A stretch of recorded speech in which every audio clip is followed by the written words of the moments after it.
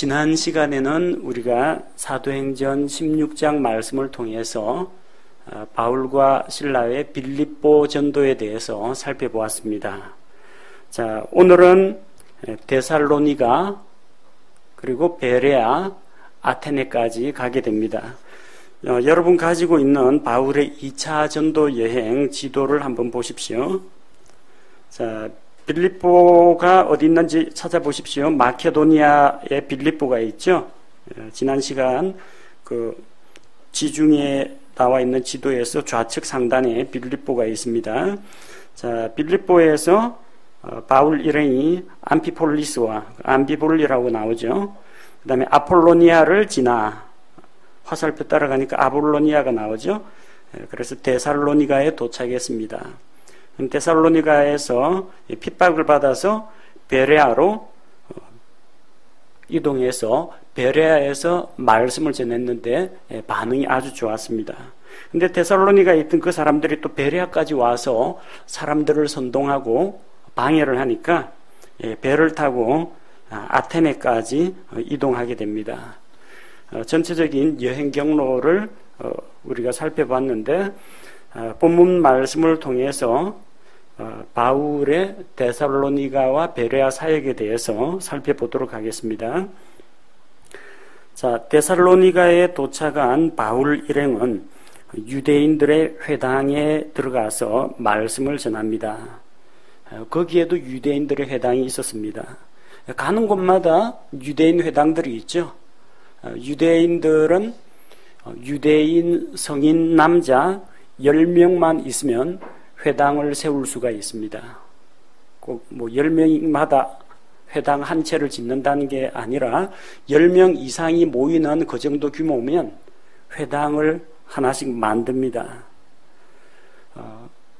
그 사람들은 예루살렘 성전, 이것은 하나님께서 정하신 장소이기 때문에 다른 곳에 성전을 세울 수는 없습니다. 그러나 하나님의 말씀을 낭독하고 선포하고 가르치는 회당은 곳곳에 세웁니다. 자기 일평생 그 회당 세우는 것을 거의 꿈으로 삼는 사람이 있습니다. 한 사람이 땅 사면 한 사람이 건물을 올립니다. 그 정도로 이 말씀에 대한 열심이 뛰어난 사람들입니다. 그래서 흩어져 사는 유대인 공동체마다 가는 곳마다 이방인들의 도시임에도 불구하고 회당들이 있습니다. 자, 바울은 자기 관례대로 그들에게로 회당에 있는 사람들에게 가서 성경 말씀을 선포합니다. 관례라는 것은 바울은 유대인들의 회당을 방문해서 말씀을 전하는 그런 습관이 있었다는 겁니다. 자, 그런데 회당에 들어가서 새 안식일에 성경 기록들을 인용하여 그들과 토론을 했다 기록되어 있습니다. 새 안식일, 그러니까 안식일이 3번 지나는 동안, 그러니까 3주 연속 성경 특강을 한 겁니다. 평일에는 전부 다 자기 일터에 가겠지만 안식일에는 말씀을 들으러 사람들이 모입니다. 첫 번째 안식일, 두 번째 안식일, 세 번째 안식일, 이렇게 3주 동안 말씀을 전하니까 첫 번째 말씀을 듣지 못한 사람은 소문을 듣고 두 번째에 또 나아오게 되고 또 세 번째는 더 많은 사람들이 모이게 됩니다. 성경 강론한 내용이 3절에 나와 있죠. 바울이 무엇을 선포했는지 보십시오. 그리스도께서 반드시 고난을 받고 예수 그리스도의 십자가의 고난을 전파했습니다. 예수님이 십자가에서 피 흘리시고 가시에 찔리시고 창에 찔리시고 그 고난이 누구를 위한 것인가? 죄가 있어서가 아니라 죄 없는 예수님께서 죄인들을 대신해서 고난을 받으셨다는 것. 예수님의 대속의 고난과 또 죽은 자들로부터 예수님께서 십자가에서 피 흘리시고 죽으셨다는 것. 예수님의 십자가의 죽음에 대해서 선포하고 다시 일어났어야 함을 설명하고 죽은 자 가운데서 다시 일어나는 것. 뭘 말합니까? 예수님의 부활을 증거했습니다. 그리고 바로 이 예수님이 우리 죄를 대신해서 고난받고 대신 죽으시고 사흘 만에 부활하신 이 예수님이 곧 그리스도, 메시아, 구원자가 되신다는 사실을 설명을 했습니다. 그 당시에는 이 사도행전 같은 이런 책은 없습니다. 그 당시에 유대인들의 회당에 보관되어 있는 책은 구약 성경입니다. 그래서 구약 성경의 말씀을 통해서 예수 그리스도의 십자가의 대속의 죽음과 승리의 부활을 전하면서 예수님이 성경에 기록된 약속대로 오실 메시아라는 것을 증명했다는 겁니다. 말씀이 선포되는 곳에, 복음의 말씀이 선포되는 곳에 사람들이 회개하고 믿고 돌아오는 그런 역사가 일어납니다. 4절에 보니까 그들 가운데 몇 사람이 믿었다 그랬죠. 2절에 보니까 그들과 토론을 했다 했는데, 토론하는 과정에서 복음을 알게 되고 예수님을 알고 믿은 사람들이 몇 사람이 있습니다. 믿고 바울과 실라와 사귀며 같이 교제가 형성되었습니다. 또 그들뿐만이 아닙니다. 독실한 그리스 사람들 중에서, 그리스 사람들인데 유대교로 귀화해서 독실하게 하나님을 찾는 그런 사람들, 또 으뜸 가는 여인들, 으뜸 가는 여인들이라는 것은 상류층 귀부인을 말합니다. 귀족들, 적지 않은 사람이 그리하더라. 적지 않은 사람들이 믿고 함께 교제하게 되었다는 겁니다.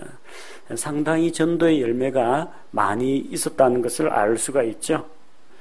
자, 그런데 항상 하나님의 은혜가 넘치는 곳에 반면에 사탄의 역사도 따라다닙니다. 어떻게 해서든지 사람들이 복음의 말씀에 귀를 기울이지 못하도록, 복음의 밝은 광채가 그들에게 비치지 못하도록 방해하는 그런 활동을 하는 무리들이 있습니다. 다 이게 마귀의 소행입니다. 5절에 보니까 믿지 아니하는 유대인들, 믿지 않는 자들은 하나님께 속한 자가 아니라 마귀에게 속한 자입니다.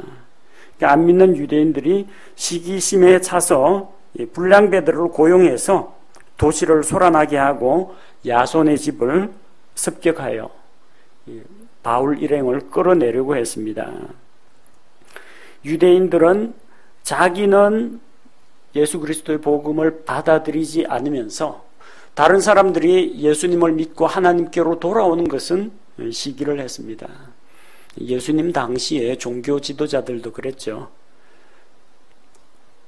왕국의 복음을 선포하는 예수님 앞에서 사람들을 설득하고 선동해서 자기들도 왕국에 들어가지 않고 들어가고자 하는 자도 가로막았습니다.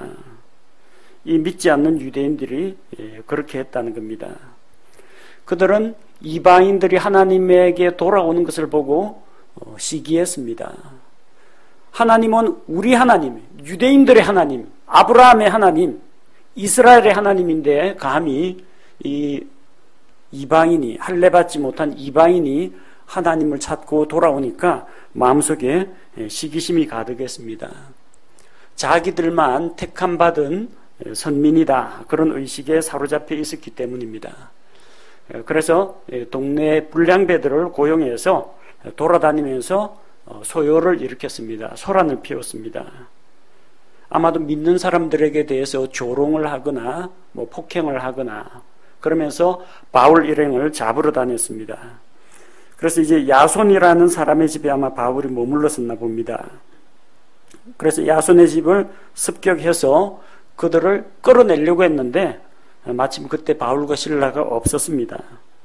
그래서 발견하지 못하게 되자 바울을 받아들였던 그 야손과 어떤 형제들, 예수님을 믿고 구원받은 형제들을 끌고 도시의 치리자들에게 데리고 가서 그들을 고발했습니다. 고발한 내용이 무엇입니까? 세상을 뒤집어 엎은 이 사람들이 여기에도 왔다는 겁니다. 세상을 뒤집어 엎은. 자, 근데 보면 바울과 실라가 시위를 하거나 소란을 일으킨 적은 없습니다. 누가 소요를 일으켰어요? 믿지 않는 유대인들이 불량배를 고용해서 도시를 소란하게 했습니다. 자기들이 저지른 그런 소요입니다. 하지만 실제 이 유대 땅과 그리고 소아시아 지역 그리고 유럽 지역 복음이 전파되는 곳마다 세상을 뒤집어 엎는 그런 일들이 일어났습니다. 사망의 권세에 눌려있던 사람들이 생명을 갖게 되었고 마귀의 압제하에 있던 자들이 예수님을 만나서 자유를 얻게 되었고 어둠 가운데 있던 자들이 빛을 보게 되었습니다.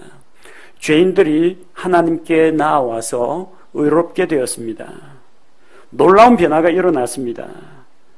가는 곳마다 복음의 물결이 번져가는 곳마다 우상숭배하던 자들이 회개하고 마술하던 자들이 자기들의 마술책을 불사르고 또 술 먹고 방탕한 자들이 주님께 돌아와서 신실한 삶을 살아가고 놀라운 변화가 일어났습니다.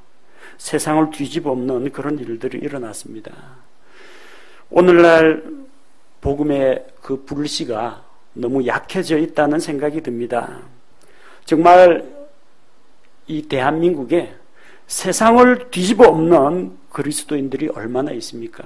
좋은 일로, 나쁜 일이나 범죄로 가지고 뒤집어 엎는 거 말고 정말 하나님 보시기에 아름다운 일로 사람들이 하나님께 영광 돌릴 만한 그런 일들로 세상이 발칵 뒤집히는 그런 일들이 일어나야 합니다.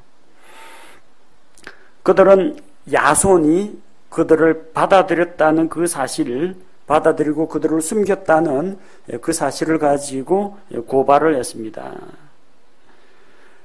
고발한 내용이 무엇입니까? 이 사람들은 카이사르의 명령에 따르지 않는다. 카이사르 로마 황제의 칭호입니다. 그래서 케사르, 시저, 카이사르 여러 가지로 읽힙니다. 이 카이사르 황제의 명령을 따르지 않는다. 그들은 예수라고 하는 다른 왕이 있다고 한다. 예수님을 믿는 자는 예수님을 자기의 왕으로, 자기의 구주로, 자기의 주님으로 모십니다. 그리고 이 예수님이야말로 세상에 다시 오실 때 해 뜨는 데부터 해 지는 데까지 물이 바다를 덮음같이 온 세상을 영광스럽게 통치하실 분이시기도 합니다. 자, 이 사람들은 복음 전도자들이 카이사르의 명령에 반대한다라는 사실을 가지고 고발을 했습니다. 이들은 혈통상으로는 자기들이 유대인들이라고 주장하지만 본질상으로는 가짜 유대인들입니다. 진짜 유대인들은요, 진짜 정통파 보수적 유대인들은 로마 황제 숭배를 안 합니다. 로마 황제는 자기를 신격화해서 곳곳에 황제의 동상을 세우고 로마 시민들로 하여금 황제의 동상에게 경배하도록 했습니다. 진짜 모세의 율법을 지키는 유대인들은 황제의 동상에게 절하는 거, 그 황제는 신이 아니죠. 자, 그런 형상을 만드는 것이나 그 형상에게 절하는 것은 우상숭배라고 숭배를 거부합니다. 근데 이 사람들이 고발하는 내용이 무엇입니까? 카이사르 황제를 숭배해야 되는데 황제 숭배를 안 하고 있다는 걸 고발하지 않습니까? 그거 보면 이 사람들은 진짜 유대인이 아니라는 겁니다. 유대인들은 예수님을 십자가에 못 박을 수만 있다면 카이사르를 왕으로 인정하기도 했습니다. 분명히 자기들은 하나님의 백성이기 때문에 로마 황제 카이사르를 인정하지 않는다고 주장합니다.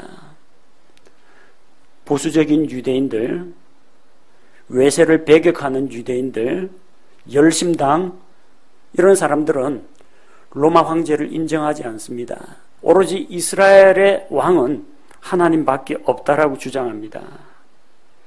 그럼에도 불구하고 예수님을 고발하기 위해서 이 사람이 자기를 유대인의 왕이라고 했으니까 이 카이사르에게 반역하는 것이라고 했습니다. 그러면서 요한복음 19장 15절에서 카이사르 외에는 우리에게 왕이 없습니다. 그렇게 주장했습니다. 하나님의 아들 예수 그리스도는 왕이 아니고 저 로마 황제 카이사르는 자기들의 왕이라는 겁니다. 이런 유대인들은 가짜입니다. 유대인들은 예수님을 자기들의 왕으로 모시려고 했습니다. 보리빵 5개와 물고기 2마리로 빵의 기적을 베푸니까 사람들이 참으로 이분이 세상에 오실 그 메시아라고 생각하고 예수님을 붙들어 자기들의 왕으로 삼고자 했습니다. 이분의 능력이라면 로마 제국을 정벌을 하고 이스라엘의 독립을 시켜주실 분이라고 생각했습니다. 그러나 주님께서는 그것을 거절하셨습니다. 처음 이 세상에 초림하신 예수님, 이 세상에 사람의 몸으로 오신 그 예수님께서는 이 세상에서 고난받는 종으로 오셨습니다. 그래서 우리의 낮고 천하고 연약한 것을 담당하셨습니다.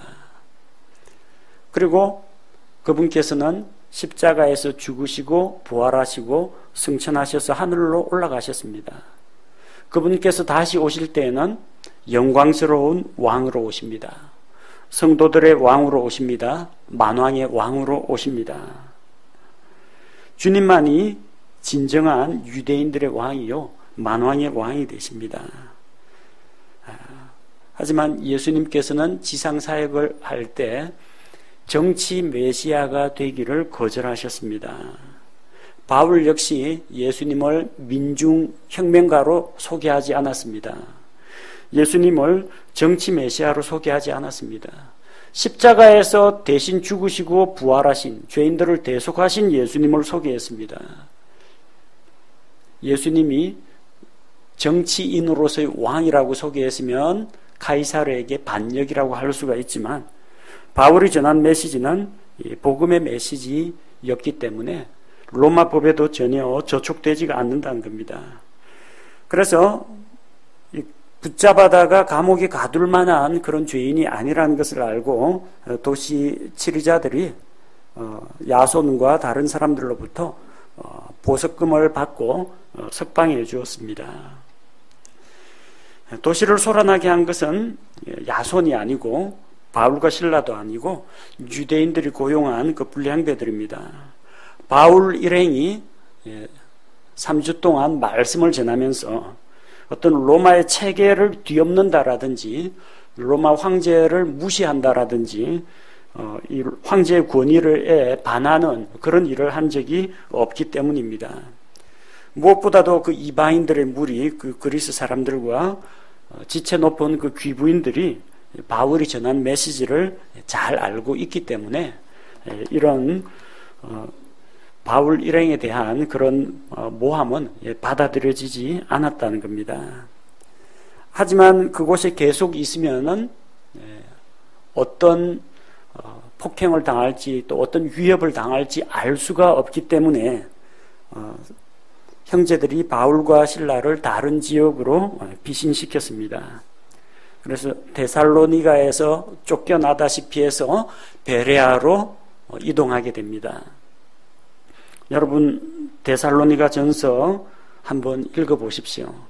데살로니가 전서 1장을 읽어보면은 이 데살로니가 교회 성도들의 믿음이 어찌나 좋은지 너희 믿음이 온 세상에 전파되었다.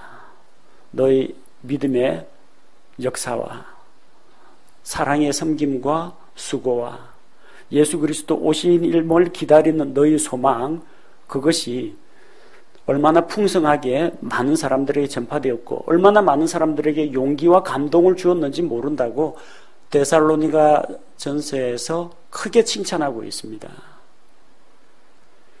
비록 이 당시에는 복음을 전하다가 쫓겨났습니다. 하지만 남아있는 복음을 받아들인 그 사람들을 통해서 그들의 믿음이 데살로니가 지역, 온 아가야 지역, 이 지역에 두루 퍼졌다는 것을 알 수가 있습니다.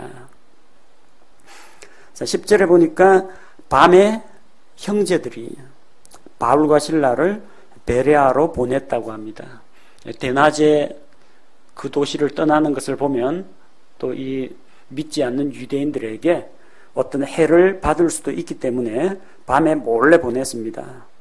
자, 베레아로 보내니까 또 베레아에 이르러서 유대인들의 회당에 또 들어갑니다. 가는 곳마다 회당을 중심으로 말씀을 전하죠. 초기 이 사역이 회당을 중심으로 전개된 이유가 있습니다. 회당에는 사람들이 많이 모입니다. 길거리에 서 가지고 외치는 이런 거리 전도를 할 수도 있습니다. 하지만 그렇게 하면은 지나가는 사람들이기 때문에 말씀의 일부만 듣고 지나가 버립니다. 어떤 사람은 초반부 듣고 지나가 버리고 어떤 사람은 중간부터 듣다가 지나가 버립니다. 끝까지 앉아서 듣지를 못합니다. 말씀에 집중을 못합니다. 그래서 거리에서 일방적으로 외치는 그런 전도보다 들을 마음이 있고 말씀을 들을 준비가 되어 있는 사람들 어디로 오겠습니까? 회당을 찾아옵니다. 성경에 관심 있는 사람들이 모입니다. 그리고 말하면 처음부터 끝까지 다 이야기를 들을 수가 있기 때문에 그만큼 회당에서 복음을 전하는 것이 중요합니다. 바울은 이방인의 사도였습니다. 하지만 그 누구보다도 자기 동족을 구원하고자 하는 그런 열정이 뛰어난 사람이었습니다. 또 이 이방의 도시들에 있는 유대인들의 회당에는 유대인들만 오는 것이 아니라 이방인들도 찾아옵니다. 유대인 그리고 유대교로 귀화한 이방인들 그리고 말씀에 관심이 있는 이방인들 이런 사람들이 회당에 모이기 때문에 회당에서 말씀을 선포한 것입니다. 자, 11절에 보니까 이들은 데살로니가에 있던 자들보다 더 고귀하여 데살로니가보다 베레아 사람들이 요때만 하더라도 영적인 상태 더 좋았습니다. 말씀에 대한 반응도 더 좋았습니다. 그들은 고귀한 자들이었습니다. 베레아 사람들이 데살로니가 사람보다 어떤 신분이 높았다 그런 이야기도 아니고요. 고귀하다는 말이 귀족들이 많았다는 이야기도 아닙니다. 누가 고귀한 자인가? 누가 고귀한 자인가? 하나님의 말씀을 사모하고 받아들이는 자들이 고귀한 자들입니다. 어떤 자들이 고귀합니까? 말씀해 보니까 준비된 마음으로, 온전히 준비된 마음으로 말씀을 받아들이고 말씀을 받아들일 마음의 준비가 되어 있어야 됩니다. 그런 사람들이 정말 귀한 사람입니다. 또 들은 바 말씀을 그게 정말로 그러한가 날마다 성경 기록들을 탐구함으로 말씀을 듣는 행위는 수동적입니다. 가만히 이제 앉아가지고 다른 사람이 전해주는 것을 수동적으로 듣기만 하면 됩니다. 그러나 정말로 고귀한 사람은 설교만 듣는 것이 아닙니다. 자기 스스로 능동적으로 말씀을 섭취하는 자가 고귀한 자입니다. 이게 정말 그런가? 내가 설교를 들었는데 복음의 말씀을 들었는데 이게 정말인가? 성경 한번 찾아보자 해서 날마다 성경 기록들을 탐구했습니다. 목회자가 혹은 복음 전도자가 말씀을 전하는 데에는 한계가 있습니다. 그 사람의 상태를 잘 알지 못하기 때문에 준비된 범위 안에서만 말씀을 전합니다. 그럼 더 궁금한 것이 있으면 어떻게 해야 됩니까? 직접 성경을 찾아봐야 됩니다. 설교를 들었는데 잘 이해가 되지 않는다. 나는 다르게 생각한다. 그럼 어떻게 해야 됩니까? 직접 성경을 찾아보고 그게 정말로 그러한가? 말씀을 읽고 비교하고 탐구해야 됩니다. 성경을 공부해야 됩니다. 자, 이렇게 할 때 놀라운 변화가 일어났습니다. 말씀에 대해서 긍정적인 태도, 올바른 태도를 가진 결과 베레아에서 12절에 보니까 그들 중에 많은 사람이 믿고 또 그리스 사람인 귀부인들과 남자들 중에서도 적지 않은 사람이 그리하더라. 적지 않은 사람들이 그랬다는 것은 많은 사람들이 그랬다는 겁니다. 많은 일반인들이 믿었고요. 또 그리스 출신의 귀부인들과 남자들의 많은 무리가 말씀을 받아들였다는 겁니다. 하나님의 말씀을 개인적으로 읽고 공부할 때 이런 변화가 일어납니다. 자, 13절에 보니까 그러나 데살로니가의 유대인들은 바울이 하나님의 말씀을 베레아에서 선포하는 줄을 알고 거기에도 가서 사람들을 선동했습니다. 그러니까 이 사람들의 상태는, 이 믿지 않는 유대인들의 상태는 나는 복음을 듣고 싶지 않으니까 나한테 그 이야기 하지 마시오, 이런 정도가 아닙니다. 나 귀찮게 하지 마시오 정도가 아니라 바울과 실라가 어디서 복음을 전한다 소문을 들으면 도시락 싸들고 쫓아갑니다. 집회 장소에 가서 회방을 놓습니다. 그리고 멱살을 잡고 말씀을 전하지 못하도록 핍박하고 그 도시에서 발붙이지 못하도록 사람들을 선동해서 쫓아내는 일을 했다는 겁니다. 이 얼마나 대단한 열심입니까? 열심, 방향이 잘못됐지 정말로 대단한 열심입니다. 우리가 이 열심을 이겨야 됩니다. 복음 전도자의 열심하고 복음을 핍박하는 자의 열심, 우리가 핍박하는 자보다 더 열심히 있어야 됩니다. 우리는 하나님을 배우고 예수 그리스도의 성품을 배워야 합니다. 근데 마귀한테도 한 가지 배울 게 있습니다. 마귀의 못된 습관이나 잘못된 교리나 악한 일들은 배우지 말아야 됩니다. 꼭 한 가지 마귀한테 배워야 할 게 있다면 부지런한 거 하나는 배워야 됩니다. 밤낮으로 형제들을 고소하는 자입니다. 잠도 안 자고 하나님 앞에서 믿는 자들을 고소하는 자입니다. 부지런하죠.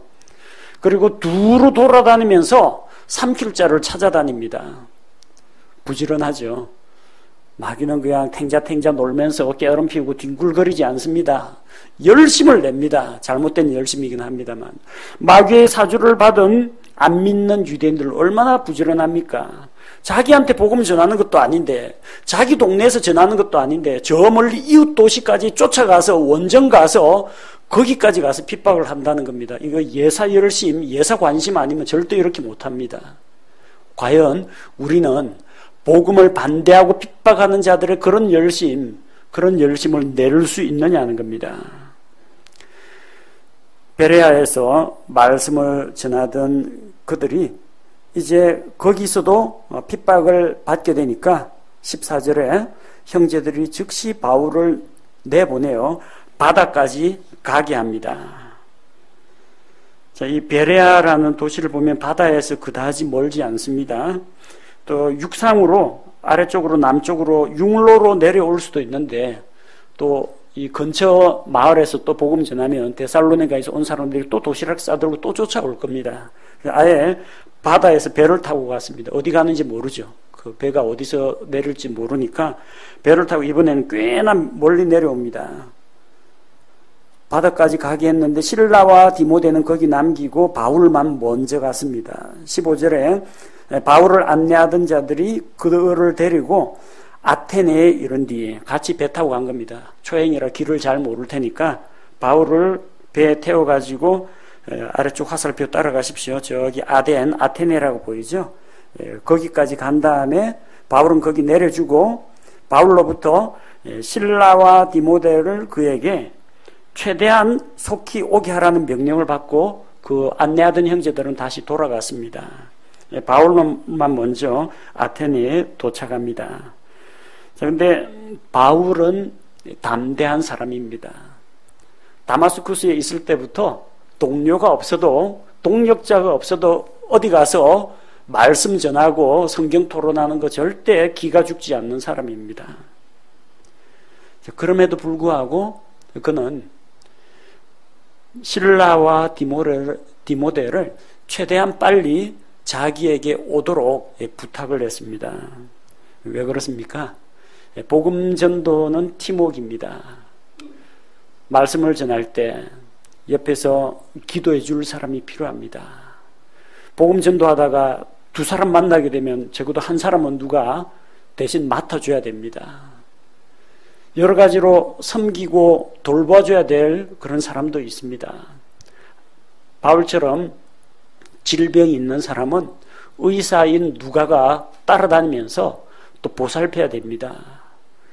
바울 혼자서 한 일이 아닙니다. 팀워크로 이 복음 전도 사역을 한 것입니다.